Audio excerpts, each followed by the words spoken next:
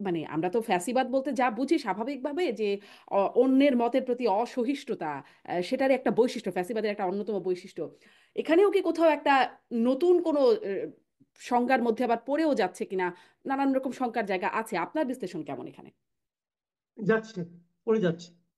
আমি আপনাকে আরেকটু ক্লিয়ার করে বলি, উনি যেটা বলেছেন, যে কথা আমাকে ফুয়াদ ভাই বললেন যে আপনি প্রতিটা শব্দকে সমর্থন অথবা অসমর্থন করার কোনো ব্যাপার না, এটা বলা সম্ভব না। আমি তবু একটা শব্দ নিয়ে কথা বলি, যেমন ফ্যাসিবাদ। এই ফ্যাসিবাদের সংজ্ঞা, ডেফিনেশনটা ওনার কাছে যা, সেটা যদি আমার কাছে না হয়, তাহলে ওনার কথাটাকে আমাকে ফ্যাসিবাদ মনে হতে পারে। এবং উনি যেভাবে ভাবছেন আমি তো সেভাবে নাও ভাবতে পারি। একটা কথা তো মাথায় রাখতে হবে এখানে, ওনার ভাবনা আর আমার ভাবনা এক না। উনি যেভাবে বলেন, যেভাবে ভাবেন, আমি সেভাবে বলিও না, সেভাবে ভাবিও না। কাজে ওটাকে এটাকে সমর্থন করার আমার কোনো সুযোগ নেই। তবে আমি মনে করি যে ওনার বক্তব্যটা অতি সরলীকৃত, এবং এভাবে ওনার বলা আমি মনে করি যে আমার কাছে ভালো লাগেনি। আমি এইভাবে কথা শুনতে চাই।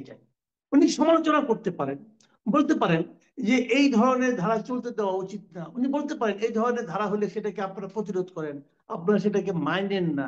মানে মানুষকে বলেন তারা তার কাজটা করুক। মানুষকে কি করতে হবে সেটা যদি আপনি বলে দেন, এবং আপনার কথা না শুনলে সেটা যদি ফ্যাসিবাদ হয়ে যায়, আপনার মতো করে চিন্তা না করলে যদি সেটা ফ্যাসিবাদ হয়ে যায়, তাহলে ভাই আপনার সংজ্ঞায় গলদ আছে, লেখাপড়ায় একটু সমস্যা আছে। কাজে আপনাকে ওভাবে ভাবতে হবে ভাই। এটা হয়েছে কি জানেন, এটার মধ্যে একটা বয়স জনিত সমস্যা কাজ করে। যখন আমরা ছোট ছিলাম, বড়জন ইউনিভার্সিটি পড়তাম, তখন একটা বিষয় নিয়ে যেভাবে কথা বলতাম, যে উত্তেজিত হয়ে যেতাম, যতই বয়স বাড়ে ততই কিন্তু উত্তেজনার মাত্রাটা কমে, কারণ তার সঙ্গে ওই প্রাপ্ত জ্ঞানের সঙ্গে না কিছু অভিজ্ঞতা যুক্ত হয়। আবার এই প্রাপ্ত জ্ঞানকে আমরা জীবনের সঙ্গে সিনক্রোনাইজ করতে চাই। এটা কিন্তু একটা বড় বিষয়। বইকে যদি আপনি জীবনের সঙ্গে না মিলাতে পারেন, তাহলে এই বইয়ের পড়া আপনার জন্য বিপদ ডেকে আনতে পারে। এটা হলো সারা দুনিয়ার নিয়ম। তো জীবনের সঙ্গে মেলাতে হবে, সমাজের সঙ্গে মেলাতে হবে। তো আপনি বলেছেন নিশ্চয়ই ওই সময় একটা পরিবেশ ছিল, উত্তেজনা তৈরি করতে পেরেছেন, অনেকে হাততালি পেয়েছেন, বাট এটা বাস্তবতা না।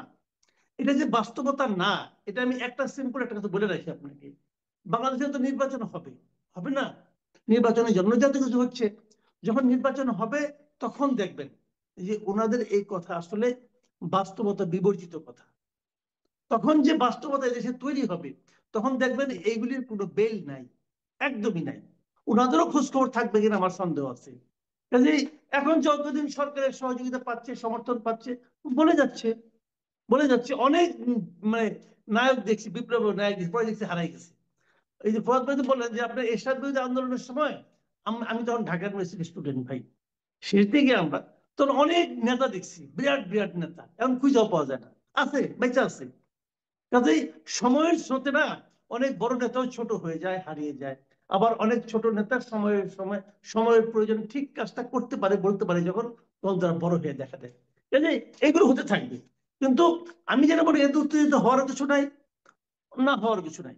এগুলো হতে থাকবে, এগুলো সমাজেরই অনুষঙ্গ, এগুলো চলবে। কিন্তু একটা কথা যে সবসময় মাথায় রাখতে হবে, দেখেন, দেশটা কিন্তু মানুষ নিয়ে, দেশটা কিন্তু কেমন ভূখণ্ড নিয়ে না। আমার বাসায় 10 জন মেম্বার আছে, 10 জন মেম্বারের কথাই আমাকে কিন্তু গুরুত্ব দিতে হবে, শুনতে, মিনিমাম শুনতে তো হবে।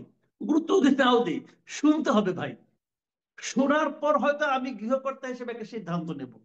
আমি চিন্তা করবো কোন সিদ্ধান্ত নিলে সবার জন্য ভালো হয়। কিন্তু আমি যদি আগেই বলে দিই যে না, তুমি গতদিন খারাপ কাজ করেছো, অথবা আজকে তোমার কোনো কথা